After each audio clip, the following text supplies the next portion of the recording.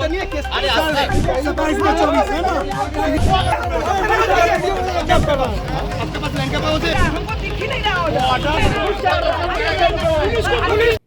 के housing complex की जमीन पर कब्जा हटाने पहुंची पुलिस से भिड़े स्थानीय लोग बुलडोजर के सामने लेटे, लौटा खाली हाथ बुलडोजर। सिलीगुड़ी के हाउसिंग कॉम्प्लेक्स की जमीन पर कब्जा करने का सनसनीखेज मामला सामने आया है।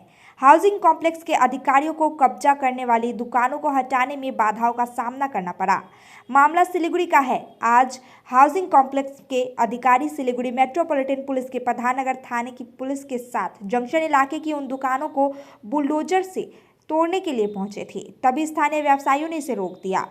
व्यवसायियों ने बुलडोजर के सामने लेटकर प्रदर्शन किया। दूसरी ओर व्यवसायियों के वकील ने दावा किया कि अदालत ने दुकान खाली कराने के संबंध में स्थगन आदेश जारी किया है। वहीं हाउसिंग कॉम्प्लेक्स के एक अधिकारी ने दावा किया कि हाल ही में कोर्ट से जगह खाली कराने का आदेश मिला है। इस बीच इस घटना से सिलीगुड़ी शहर के जंक्शन इलाके में काफी तनाव देखा गया। सिलीगुड़ी मेट्रोपॉलिटन पुलिस अंतर्गत भक्तिनगर थाने की पुलिस को स्थिति संभालने में काफी मशक्कत करनी पड़ी। यहां तक कि एसडीओ द्वारा भेजे गए दंडाधिकारी के साथ भी व्यवसायियों की ओर से वकील और व्यवसायी आपस में उलझ गए। आखिरकार विरोध के कारण हाउसिंग कॉम्प्लेक्स के अधिकारी पीछे हट गए। उन्होंने कहा, सभी तरह के दस्तावेजों के साथ आज दुकानें खाली करने का अनुरोध किया गया है। उन्होंने कहा वे कुछ दिनों में दुकानें तोड़ने वापस आएंगे। क्या समस्या है? देखिए, समस्या ये है, ये प्रॉपर्टी जो है ऑलरेडी ये प्रॉपर्टी लिटिगेटेड है। सिविल जज जूनियर डिवीजन में ये केस चल रहा है इस प्रॉपर्टी पे, और कोर्ट का बहुत क्लियर कट इंस्ट्रक्शंस है कि जो डिफेंडेंट है वो कुछ नहीं कर सकता है, और ये कोर्ट का सील साइन लगा हुआ ऑर्डर है कि जो डिफेंडेंट है, जो नोटिस दिया था उस पर वो लोग कुछ नहीं कर सकता है। लेकिन जो असिस्टेंट इंजीनियर है वो अपने आप को एबव द लॉ समझ लिया है, एबव द कोर्ट समझ लिया है। जब ऑलरेडी कोर्ट में कोई मैटर है तो वहाँ पे कुछ नहीं कर सकता है। हर एक प्रॉपर्टी पे नोटिस भी लगा हुआ है कि ये लिटिगेटेड प्रॉपर्टी है, इस पर कोई एक्ट नहीं किया जा सकता है। लेकिन जो असिस्टेंट इंजीनियर है वो अपने आप को शक्तिमान समझ के आज अचानक जेसीबी लेके आ गया, जबकि सुप्रीम कोर्ट का भी बहुत इंस्ट्रक्शंस है। रिसेंटली जस्टिस डीवाई चंद्रचूड़ बोल के रखे थे कि अगर किसी भी स्टेट गवर्नमेंट को, किसी भी डिपार्टमेंट को जेसीबी एक्शन करना है तो उसको नोटिस देना होगा, बाकायदा इन्फॉर्म करना होगा। 15 दिन का टाइम लिमिट है, बहुत ग्राउंड्स है। लेकिन जो असीम वाला है वो मेरे क्लाइंट से पैसा भी मांगा था, जिसका हम लोगों ने सीबीआई को भी एप्लीकेशन दिया था, एंटी करप्शन ब्यूरो को, लेकिन सीबीआई ने कुछ नहीं किया। लेटर ऑन हम लोग के पास एक लेटर आया था सीबीआई से, वो लोग इन्वेस्टिगेट कर रहे हैं। असीम वाला इसी चीज़ का खुन्नस निकाल रहा है। पर्सनली असीम वाला को इस चीज़ का खुन्नस है क्योंकि उसके ऊपर पॉलिटिकली प्रेशर है। जब कोई प्रॉपर्टी लिटिगेटेड है तो उस पर नहीं चल सकता है जेसीबी। ये बहुत क्लियर कट इंस्ट्रक्शंस रहता है कोर्ट का। सिविल जज junior division, title suit number 196 2024, Ajay Kumar Jha versus executive engineer and state of West Bengal. He is the complainant Ajay Kumar Jha. এখানে প্রপারলি 4টা দোকান রয়েছে যার উপরে মামলা হয়েছে। ঠিক আছে, এই 4টা দোকানের উপরে যে মামলা আছে ওইটা সিভিল জাজের ন্যায়ালয়ে বিচারাধীন আছে। আপনারাও জানেন যতদিন যে মামলা বিচারাধীন থাকে ওর উপরে জেসিবি চলতে পারে না। যদি কোনো আদেশ থাকে তখনই চলতে পারে। যখন আমার কাছে আদেশ আছে কি ওরা কাজ করতে পারবে না, তাহলে নিজে এসে যায়। যার মনে কি আছে, স্টেট ইজ সুপ্রিম, আমি সুপ্রিম, স্টেটকে কোর্টও রুখতে পারবে না। এই জন্য তো স্টেট হাইকোর্টে যায়, ওইখানে বাস খায়। যখন আপনার এগেনস্টে মামলা আছে আপনি কি করে করতে পারবেন?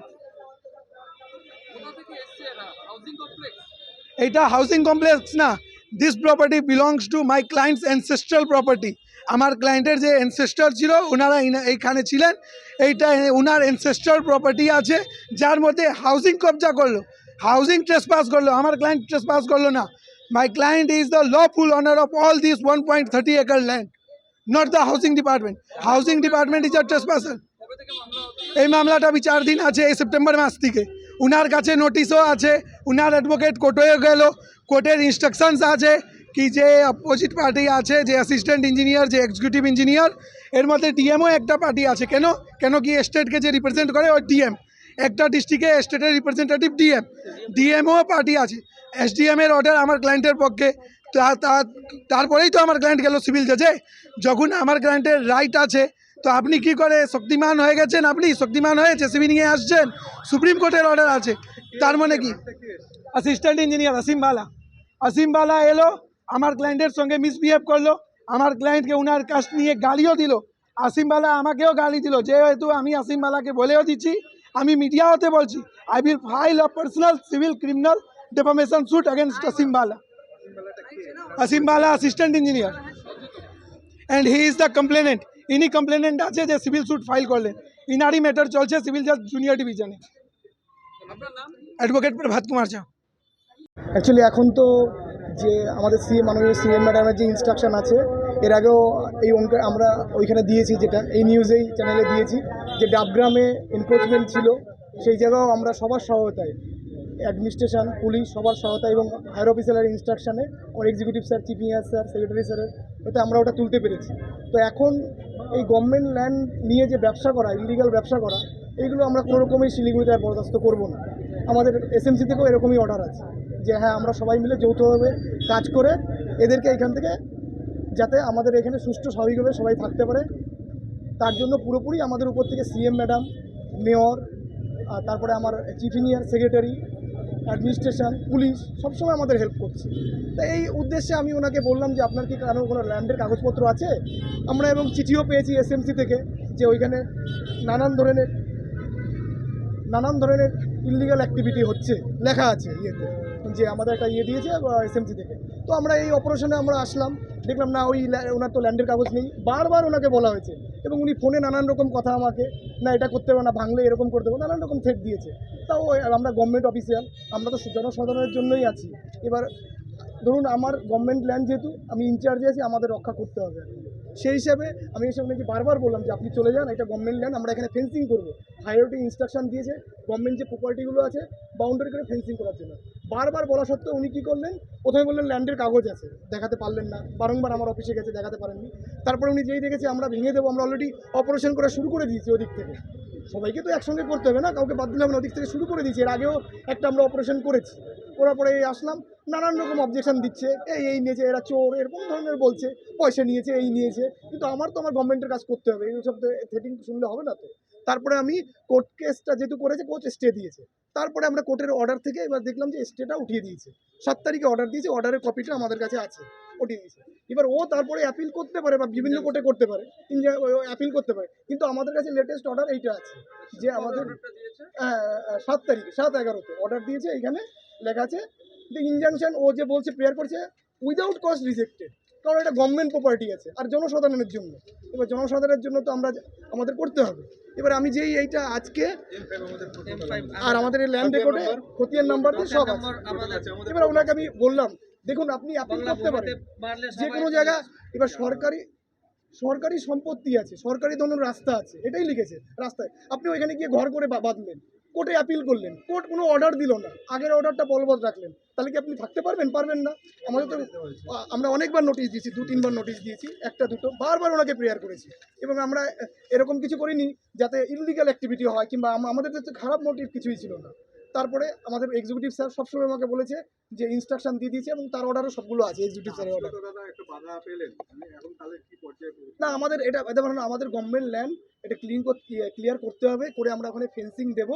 হ্যাঁ, এটা আমার উপর থেকে অর্ডার দিয়েছে এক্সিকিউটিভ স্যার, আমার কলকাতা অফিস থেকে, হ্যাঁ, অ্যাডমিনিস্ট্রেশন, পুলিশ আমাদের খুব ভালো হেল্প করছে, এসএমসি বারবার এটা করছে, সবসময় তারা নিয়ন্ত্রণ আছে।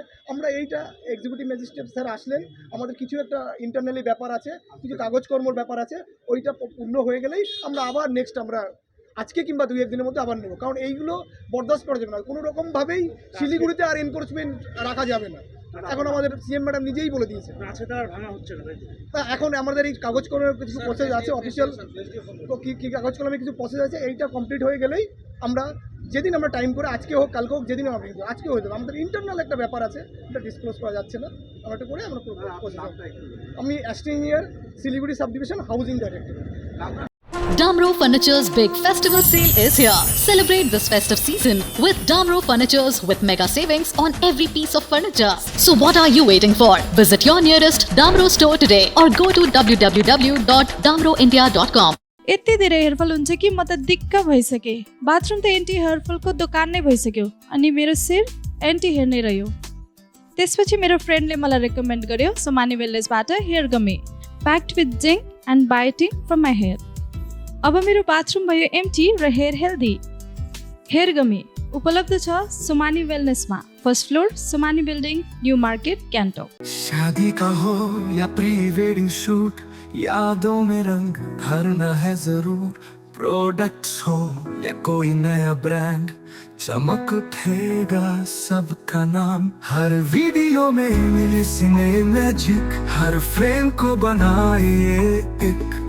सीड वेब्स पर करो यकीन, हर पल को बनाए ये हसीन। सोमानी टीजीविजन एंड प्रोडक्शंस, हर पल हर फ्रेम बस आपके नाम। Damro Furniture's big festival sale is here. Celebrate this festive season with Damro Furnitures with mega savings on every piece of furniture. So what are you waiting for? Visit your nearest Damro store today or go to www.damroindia.com. Nagaland सरकार dear 500 super monthly lottery, पहिलो पुरस्कार 2.5 करोड़ ग्यारेंटीड र धेरै धेरै पुरस्कारहरू। Ticket 500 रुपियाँ। ड्र 14 December. पहिलो पुरस्कार बिक्री भएका टिकटबाट। डियर 500 सुपर मंथली लॉटरीमा 2.5 करोड़ विजेता अनवर। के तपाई हुनुहुन्छ यसपालिको करोडपति?